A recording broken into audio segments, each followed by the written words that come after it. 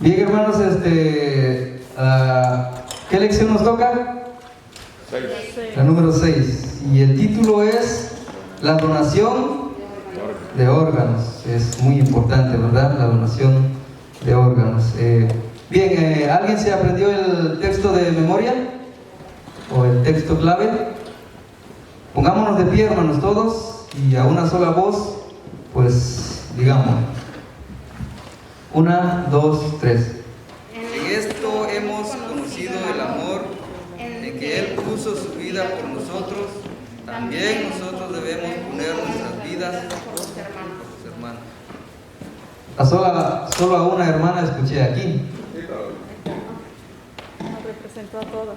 Todos, hermanos, todos, a una sola. Otra vez, hermanos. La 1, a las 2 y a las 3. En esto hemos conocido el amor, en que Él puso su vida por nosotros. También nosotros debemos poner nuestras vidas por los hermanos. Amén. La lectura bíblica, vayamos en 1 de Corintios, capítulo 15, verso 35 al 45. Y dice de la siguiente manera, verso 35. Pero dirá alguno, ¿cómo resucitarán los muertos? ¿Con qué cuerpo vendrán? Necio, lo que tú siembras no se vivifica, sino muere antes. Y lo que siembras no es el cuerpo que ha de salir, sino el grano desnudo, ya sea de trigo o de otro grano. Pero Dios le da el cuerpo como Él quiso, y cada semilla su propio cuerpo. No toda carne es la misma carne, sino que una carne es de los hombres, otra carne la de las bestias, otra la de los peces y otra la de las aves. Y hay cuerpos celestiales y cuerpos terrenales, pero una es la gloria de los celestiales y otra de los terrenales. Una es la gloria del sol, otra gloria de la luna y otra gloria de las estrellas, pues una estrella es diferente de otra en gloria. Así también es la resurrección de los muertos. Se siembra en corrupción y resucitará en incorrupción. Se siembra en deshonra, resucitará en gloria. Se siembra en debilidad, resucitará en poder. Se siembra en cuerpo animal, resucitará cuerpo espiritual. Hay cuerpos animal y hay cuerpos espiritual. Así también está escrito: fue hecho el primer hombre Adán, alma viviente; el postrer Adán, espíritu vivificante. Bien, el propósito es que en esta lección estudiaremos lo relacionado con la donación de órganos y poder determinar si como cristianos podemos ser donadores y examinar por medio de la palabra de Dios si es una opción aceptable ante los ojos de nuestro Dios. Pueden acomodarse, hermanos. Entonces, ese es el propósito, hermanos, de ver si nosotros como cristianos podemos nosotros donar nuestros órganos, ¿verdad? Y hasta qué punto nosotros debemos de dar nuestras vidas por nuestro prójimo, ¿verdad? Entonces, vayamos a la introducción.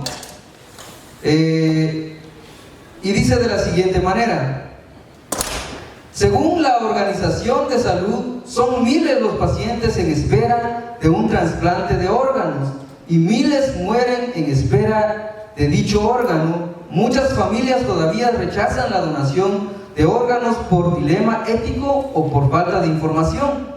En esta lección veremos los puntos más relevantes de esta importante cuestión y concluiremos que donar es una expresión de amor cristiano. Y eso lo vemos en 1 de Juan, capítulo 3, verso 16. La donación de órganos engloba básicamente la técnica de trasplantes y las investigaciones con células madres adultas y embrionarias. El trasplante es un procedimiento quirúrgico que consiste en la remoción de un órgano enfermo del cuerpo humano para ser sustituido por otro sano. En muchos casos, el trasplante es la única alternativa de la medicina para la cura de pacientes con determinadas enfermedades terminales. Pueden ser trasplantados órganos como el corazón, el hígado, el páncreas, los riñones, los pulmones, los tejidos y otros. El tipo de trasplante más común es la de la transfusión de sangre. Existe también el trasplante de células madres que son encontradas en la médula ósea, placenta y cordón umbilical. El trasplante de células madres adultas pueden ser realizadas entre personas vivas y, por tanto, no presenta problemas éticos.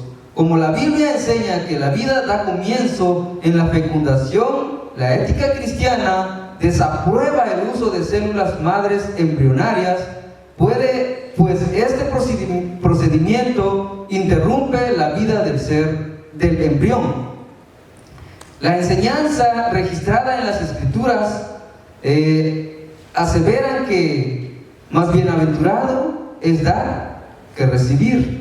Denota un acto voluntario de proveer el bienestar del prójimo. Se trata de una acción desprovista de interés, de orden personal. La excelencia de la donación radica en la disposición de renunciar y hasta de sacrificarse y sufrir con base en el amor por los otros. Donar al necesitado es una forma de poner la fe en práctica. Incluso la reciprocidad está presente en el gesto de donar, pues fue el Señor Jesús que aseguró: dad y se os dará. La palabra de Dios contiene registros de acciones cargadas de amor, celo y dedicación para con el otro, ejemplos dignos de ser observados por los cristianos. En 2 de Corintios, capítulo 12, versos 7 y 9, leemos que el apóstol Pablo sufría una enfermedad, por lo que Pablo oró 3 veces a Dios para que lo sanara, pero el Señor le contestó: bástate mi gracia, porque mi poder se perfecciona en tu debilidad. Una vez más, cuando Pablo va a evangelizar a la región de Galacia, dejó indicio de haber sentido los efectos de la enfermedad en su carne. Se conjetura por medio de este pasaje que la enfermedad de Pablo estaba en los ojos, por lo que le afectaba la visión. Indiscutible es que para expresar el amor de los hermanos, aunque de modo metafórico, el apóstol habla de sentimientos de los Gálatas, que si fuera posible arrancarían sus propios ojos y lo donarían, con el propósito de aliviar el sufrimiento de Pablo. Número 2, el desprendimiento del apóstol Pablo, el apóstol de los gentiles, es un excepcional ejemplo de donación a favor del reino de Dios, rebosante de amor. Escribió a los corintios: y yo con el mayor placer gastaría lo mío, y aún yo mismo me gastaría del todo por amor de vuestras almas. Al retornar del tercer viaje misionero en dirección a Jerusalén, el apóstol se dirigió a los ancianos de Éfeso: pero de ninguna cosa hago caso, ni estimo preciosa mi vida para mí mismo, con tal de que acabe mi carrera con gozo y el ministerio que recibí del Señor Jesús. Al llegar a Cesarea, Pablo recibe una revelación acerca del peligro que le esperaba en Jerusalén. Habiendo sido persuadido por los hermanos a retroceder, el apóstol conmovido declara estar dispuesto no solo a padecer, más aún a morir en Jerusalén por el nombre del Señor Jesús. Número 3, la donación suprema de Cristo. Seguramente la muerte de Cristo es el mayor innegable gesto de amor y de donación inmensurable a favor del ser humano. Cuando entregó su vida por nosotros, Él afirmó que lo hizo voluntariamente. Nadie me la quita, sino que yo de mí mismo la pongo. La Biblia afirma que esta donación estaba fundamentada en el amor, puesto que más Dios muestra su amor para con nosotros en que siendo aún pecadores, Cristo murió por nosotros. Fue por medio del sacrificio de Cristo y su victoria sobre la muerte que fuimos rescatados de nuestra vana manera de vivir. El genuino sentimiento de amor debe constreñir al cristiano para ser donador de órganos y de tejidos humanos. La empatía puede ser definida como la capacidad de sentir lo que la otra persona está sintiendo, o sea, la disposición de colocarse en el lugar del otro.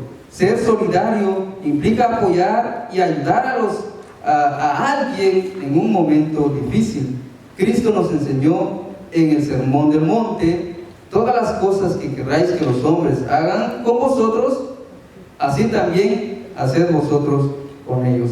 Cuando el ser humano entienda de la ayuda mutua, los argumentos contrarios a la donación de órganos pierden el sentido y la razón.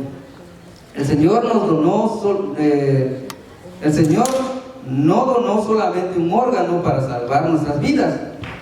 Él entregó su vida entera para que no fuésemos condenados a la muerte eterna. Juan nos recuerda este acto de amor y nos exhorta a hacer lo mismo. Por tanto, donar órganos para salvar otras vidas es un sublime acto de amor. Entonces, hermanos, el título es la donación de órganos. ¿Cuántos de ustedes, hermanos, han donado un órgano? Nadie, ¿verdad? Yo he donado sangre. Sangre, sí.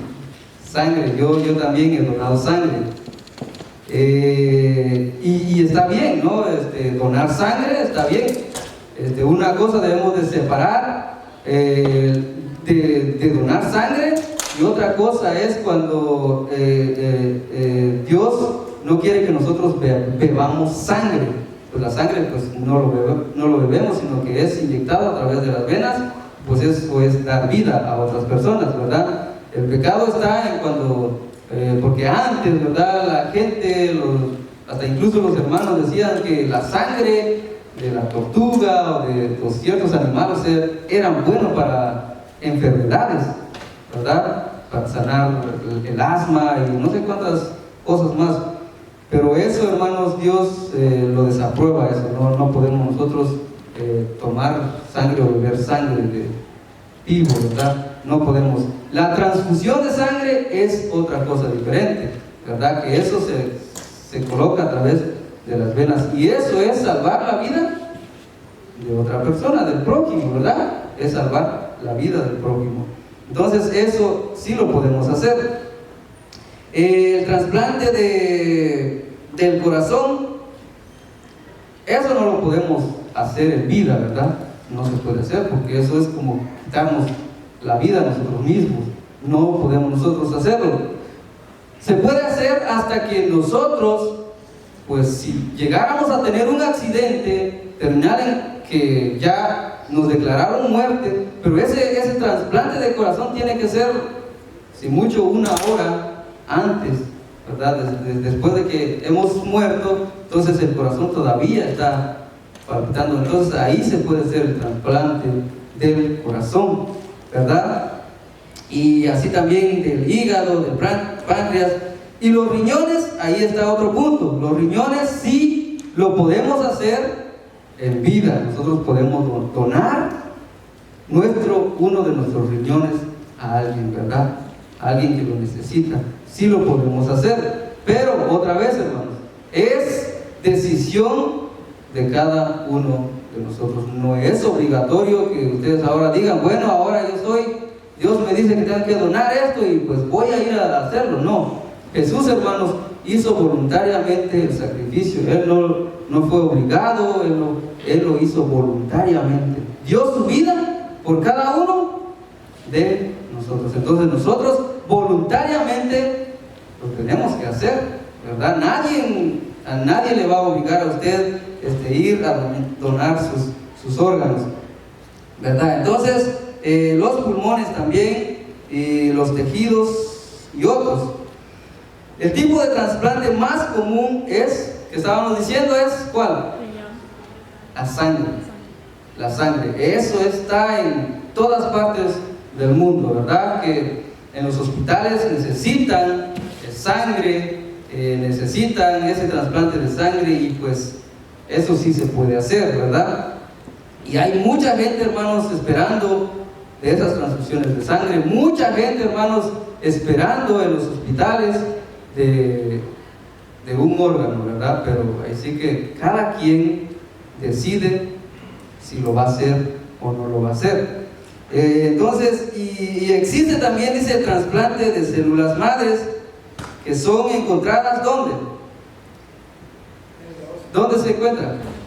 En la médula ósea, o sea, entre los huesos o acá también, y se encuentra en diferentes partes del cuerpo. En el cráneo parece que se encuentra también esas células, ¿verdad? Pero ¿cuándo es que mueren estas células? Cuando hay una enfermedad. Por ejemplo, el cáncer mata definitivamente estas células, los mata por completo. Entonces, por ende, nosotros, por eso la gente necesita una transfusión de eso, de células madres, para que pueda entonces esas células madres reproducirse y así el cuerpo trabajar bien, ¿verdad? Porque sin esas células, pues el cuerpo realmente se termina, ¿verdad? No puede vivir. Entonces, y también las células madres que se encuentra en la placenta, en el cordón, ¿cómo es? Cordón umbilical. Eso también se puede donar. Por ejemplo, las hermanas o las mujeres que están embarazadas y que dan a luz, ¿verdad? Esas células, ¿verdad?, que quedan en el cordón umbilical, eso se puede donar también a las gentes que necesitan esas donaciones. Se pueden hacer también porque el bebé, desde el momento en que es cortado del cordón umbilical, pues el bebé ya no lo necesita. Entonces eso queda ahí en la placenta y en el cordón umbilical. Entonces eso sí lo pueden donar. Se puede donar, se puede dar a otra persona. Pero hay otra que es las células madres embrionarias. Eso, hermanos, eso sí no se puede hacer. No se puede hacer. Porque las células madres embrionarias, pues prácticamente ya es una vida. Ya es un ser humano, ya se está formando en el vientre de la madre, ¿verdad? Ya se está formando, por tanto, no se puede donar eso. Y muchas de las gentes, hermanos, quieren hacer eso. Y ahí sí que hay leyes que prohíben eso, que no pueden hacerlo, pero hoy la gente lo quieren hacer, ¿verdad? Entonces, ¿qué son voy a dar un resumen aquí. ¿Qué son las células madres? Dice, las células madres son células especiales que pueden producirse a sí mismo y convertirse en los distintos tipos de células que el cuerpo necesita. Hay varios tipos de células madres y se encuentran en diferentes partes del cuerpo en diferentes momentos. El cáncer y el tratamiento contra el cáncer pueden dañar las células madres hematopoyéticas. Las células madres hematopoyéticas son células madres que se convierten en células sanguíneas. La médula ósea es el tejido blanco y esponjoso en el cuerpo que contiene células madres hematopoyéticas. Se encuentra en el centro de la mayoría de los huesos. También se encuentran células madres hematopoyéticas en la sangre que circula por todo el cuerpo. Cuando las células madres hematopoyéticas están dañadas, no pueden convertirse en glóbulos rojos o glóbulos blancos y plaquetas.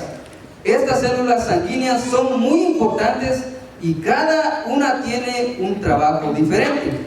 O sea, los glóbulos rojos transportan el oxígeno por todo el cuerpo, también llevan dióxido de carbono a los pulmones para que se puedan exhalar. Los glóbulos blancos forman parte de su sistema inmunitario, combaten los patógenos que son los virus y las bacterias que pueden provocarle enfermedades. Las plaquetas forman coágulos para detener hemorragias. Un trasplante de médula ósea, o sea, células madres, es un procedimiento médico mediante el cual se trasplanta células madres sanas en la médula ósea o en la sangre. Así restaurará la capacidad de su organismo para producir glóbulos rojos, glóbulos blancos y plaquetas que necesitan. Entonces, ¿son muy importantes estas células? Sí. Son muy importantes.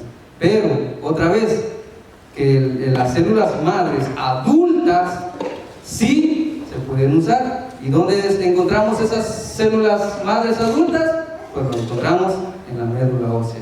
Que cuando una persona tiene cáncer o una enfermedad, dice que los doctores en muchas ocasiones lo que hacen primeramente es extraer las células madres adultas de la persona antes de ponerle la quimioterapia, porque la quimioterapia prácticamente mata las células madres. Por eso ellos extraen eso de las personas, y cuando ellos sean tratadas por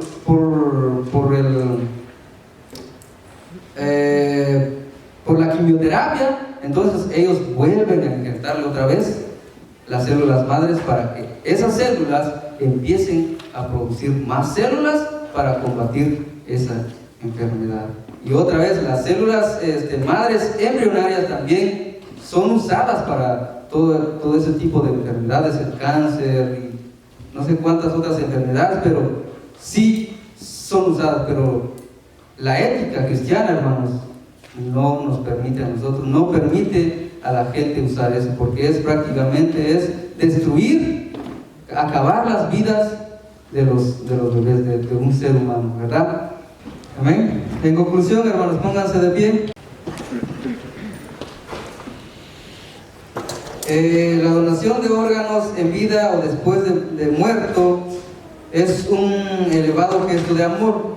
Esta acción en nada contradice los preceptos éticos bíblicos, excepto en el caso de células madres embrionarias. Sin embargo, nadie debe ser forzado a la práctica de tan noble gesto. El ser humano no puede ser convertido en algo que no lo es, y ni su voluntad puede ser violentada. Donar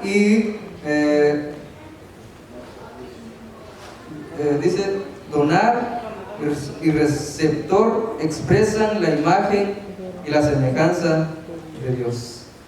Pasa a vosotros, hermanos.